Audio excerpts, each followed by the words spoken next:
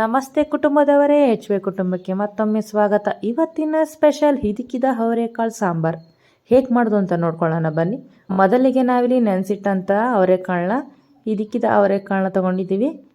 ಆನಂತರ ಇಲ್ಲಿ ಅರ್ಧ ಬೌಲಷ್ಟು ಕೊಬ್ಬರಿ, 2-3 ಬೆಳ್ಳುಳ್ಳಿ, 1 ಚಮಚದಷ್ಟು ಕೊತ್ತಂಬರಿ ಕಾಳು, ಆನಂತರ ಖಾರಕ್ಕೆ ತಕ್ಕಷ್ಟು ಒಣಮೆಣಸಿನಕಾಯಿ ತೊಗೊಂಡಿದ್ದೀವಿ. ನಂತರ 1 ಬಿಲ್ಲಿಯಷ್ಟು ಹುಣಸೆಹಣ್ಣು ಕೂಡ ತೊಗೊಂಡಿದ್ವಿ. ನಂತರ 3/4 ಟೇಬಲ್ ಸ್ಪೂನಷ್ಟು ಜೀರಿಗೆ, 2 ಟೇಬಲ್ ಸ್ಪೂನಷ್ಟು ಹುರ್ಗಡ್ಲೆ ತೊಗೊಂಡಿದ್ವಿ. ನಂತರ 1 ಟೊಮೊಟೊ ಹಣ್ಣು, 1 ಈರುಳ್ಳಿ, 2 ಎಸಳು ಕರಿಬೇವು ಸೊಪ್ಪು, ಟೇಬಲ್ ಸ್ಪೂನಷ್ಟು ಸಾಸಿವೆ ತೊಗೊಂಡಿದ್ವಿ.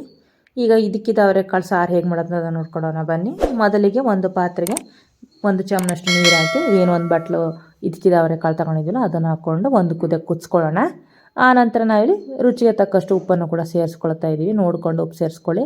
ಇದು ಕುದೀತಾ ಇರಲಿ. ಈ ಕಡೆ ಮಿಕ್ಸಿ ಜಾರ್ಗೆ ನಾವಿಲ್ಲಿ ಹೆಚ್ಚಿದಂಥ ಕೊಬ್ಬರಿಯನ್ನು ಕೂಡ ನಾವು ಇದಕ್ಕೆ ಹಾಕ್ಕೊಳ್ಳೋಣ. ಆನಂತರ ನಾವು ಇದಕ್ಕೆ ಒಣಮೆಣಸಿನಕಾಯಿನ ಸೇರಿಸ್ಕೊಳ್ತೀವಿ. 1 ಟೇಬಲ್ ಸ್ಪೂನಷ್ಟು ಕೊತ್ತಂಬರಿ ಕಾಳು, 1 ಟೇಬಲ್ ಸ್ಪೂನಷ್ಟು ಜೀರಿಗೆ, ಆನಂತರ ಬೇಳೆ ಮಾಡಿರೋಂಥ ಬೆಳ್ಳುಳ್ಳಿ, ಆಮೇಲೆ 2 ಸ್ಪೂನಷ್ಟು ಹುರ್ಗಡ್ಲೆ ಹಾಕ್ಕೊಳ್ತಿದ್ವಿ, 1 ಬಿಲ್ಲೆ ಹುಣಸೆಹಣ್ಣು, ಆಮೇಲೆ 2 ಎಸಳು ಕರಿಬೇವು ಸೊಪ್ಪನ್ನು ಕೂಡ ನಾವು ಇದಕ್ಕೆ ಸೇರಿಸ್ಕೊಳ್ತೀವಿ. ಇದನ್ನು ನುಣ್ಣಗೆ ರುಬ್ಕೊಳ್ಳೋಣ ಬನ್ನಿ.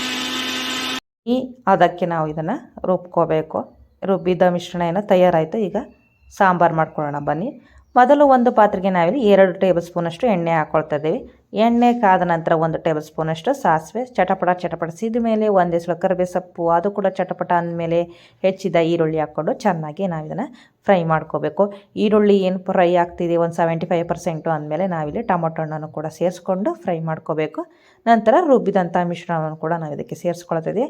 ಆನಂತರ ಇವಾಗ ತಾನೇ ಏನು ಬೇಯಿಸಿಟ್ಕೊಂಡಿದ್ವಲ್ಲ ಆ ಹಿದಿಕಿದ ಅವರೆಕಾಳನ್ನು ಕೂಡ ಸೇರಿಸ್ಕೊಂಡು ನೋಡ್ಬೋದು. ನಾವಿಲ್ಲಿ ಎಷ್ಟು ಬೇಕೋ ಅಷ್ಟು ಸಾಂಬಾರನ್ನ ಕ್ವಾಂಟಿಟಿಯಲ್ಲಿ ನಾವು ಇದನ್ನು ಮಾಡ್ಕೋಬೇಕು. ನಂತರ ನಾವು ಇದಕ್ಕೆ ರುಚಿಗೆ ತಕ್ಕಷ್ಟು ಉಪ್ಪನ್ನ ನೋಡ್ಕೊಂಡು ಉಪ್ಪನ್ನ ಆ್ಯಡ್ ಮಾಡಿ ಒಂದು ಕುದಿ ಈ ಥರ ಕುದಿಸಿದ್ರೆ ನೋಡ್ಬೋದು ಕೊತ್ತ ಕುದೀತಾ ಇದೆ ಸಾಂಬಾರು. ಇನ್ನೇನು ಅನ್ನದ ಜೊತೆ ಬಿಸಿ ಬಿಸಿ ಸಾಂಬಾರು ಸವಿಯಲು ಸಿದ್ಧವಾಗಿದೆ ಸ್ನೇಹಿತರೆ.